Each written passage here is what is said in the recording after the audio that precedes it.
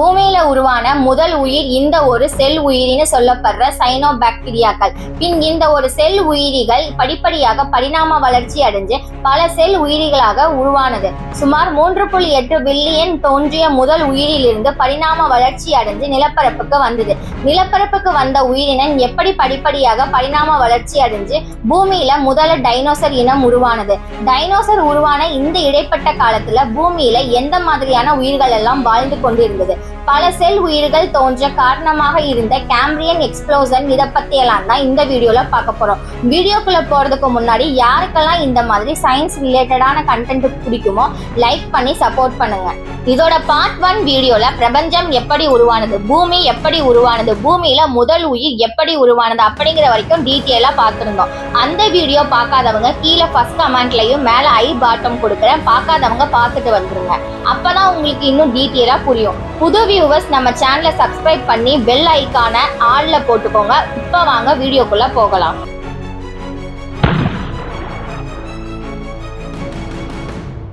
நம்ம பூமி இப்ப இருக்கிற மாதிரி இல்லைங்க. 4.5 பில்லியன் வருடங்களுக்கு முன் ஒரு நெருப்பு பந்தாகத்தான் இருந்தது. குறுகிய பாறை, எரிமலை வெடிப்புகள் என ஒரே புகை மண்டலமாகத்தான் இருந்தது. அப்ப பூமி உயிர்கள் வாழவே தகுதியற்ற நிலையில தான் இருந்துச்சு. காரணம், பூமியோட வளிமண்டலத்துல ஓசோன் லேயர் உருவாகாதனால சூரியனில் இருந்து வர ரேடியேஷன் பூமி மேல நேரடியாக தாக்குறதுனால ஒரே வறண்ட நிலமாகத்தான் இருந்தது.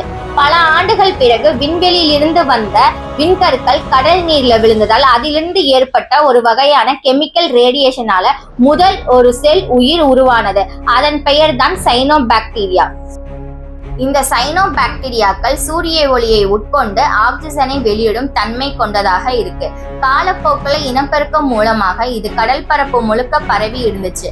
ஆனா இந்த சைனோபாக்டீரியா பல கோடி வருடங்களா வாழ்ந்து வந்தாலும் இதனால பல செல் உயிரிகளா பரிணாம வளர்ச்சி அடைய முடியல. காரணம், ஒரு உயிரினத்தோட பரிணாம வளர்ச்சிங்கிறது அவ்வளோ சீக்கிரமா நிகழ்ந்துடாதுங்க. அந்த உயிரினம் இப்ப இருக்கிற சுற்றுச்சூழல் மாதிரி புதுசா வேற ஒரு சுற்றுச்சூழலுக்கு தன்னை தயார்படுத்தி கொள்ளணும். ஆனா பல கோடி ஆண்டுகளா பூமியோ சுற்றுச்சூழல் மாறவே இல்லை.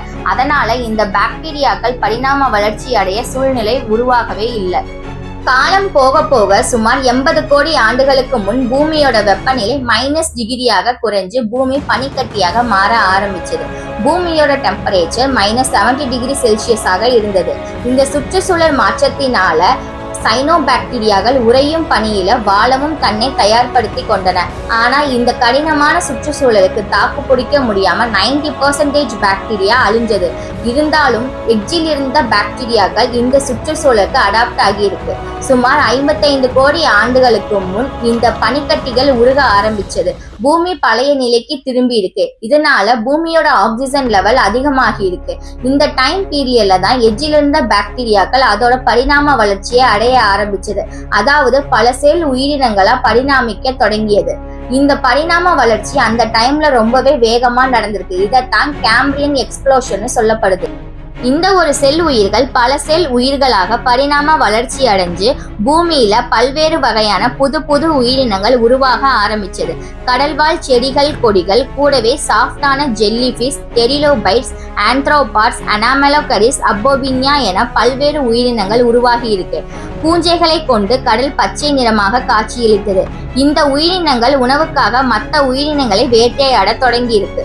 இப்ப உருவான உயிரினங்களிலேயே அனாமலோகரிஸ்னு சொல்லப்படுற இந்த உயிரினம் தான் தலை சிறந்த வேட்டையாடியா இருந்திருக்கு.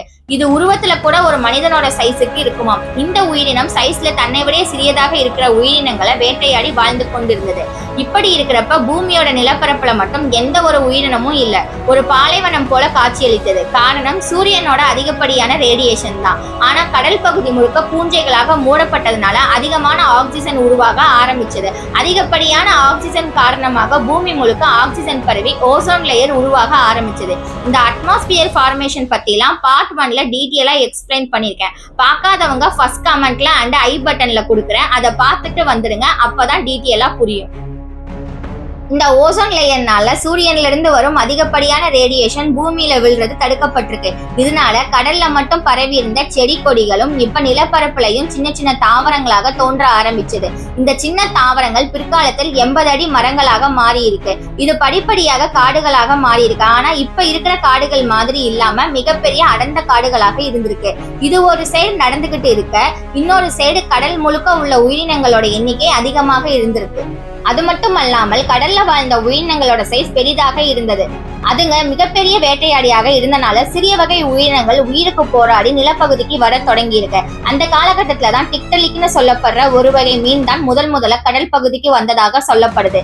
இந்த உயிரினம் தான் அரை மீன் அரை நிலவாசியாக உருமாறி இருக்கு. பின் இந்த உயிரினங்கள் பரிணாம வளர்ச்சி அடைஞ்சு ரெப்டைல்ஸ் ஆம்பிபியன்ஸாக உருவெடுத்து பின் பல்வேறு உயிரினங்கள் உருவாக ஆரம்பிச்சது. இப்ப உருவான உயிரினங்கள் மிகப்பெரிய அளவுல இருந்தனால அன்றைய பூமியை இதுங்களே ஆட்சி செய்திருக்கு.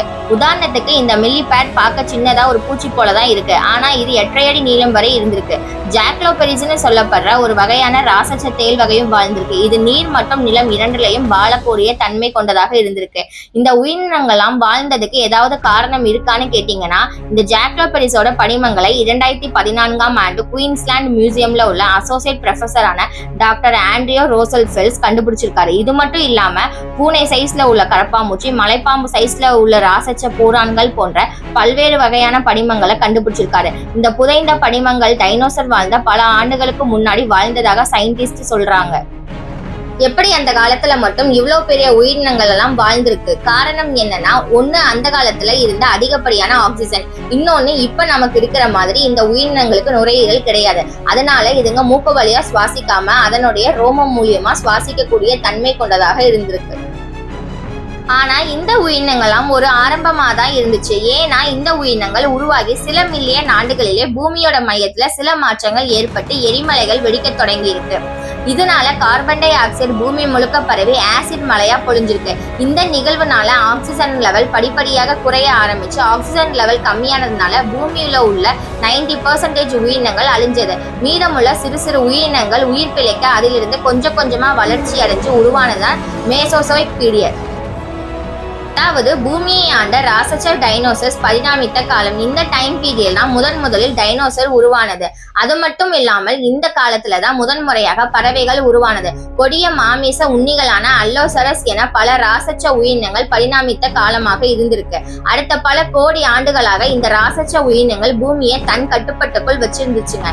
இதை பத்தி எல்லாம் பார்ட் 3 வீடியோல டீட்டெயிலா பார்ப்போம். அதுக்கு முன்னாடி இந்த வீடியோக்கு ஒரு லைக் மட்டும், அப்பதான் அடுத்த வீடியோ போடுறதுக்கு எனக்கு மோட்டிவேஷனா இருக்கும். பார்ட் 3 வீடியோ வேணும்னா கமெண்ட்ல சொல்லுங்க, அடுத்த வீடியோல பார்க்கலாம்.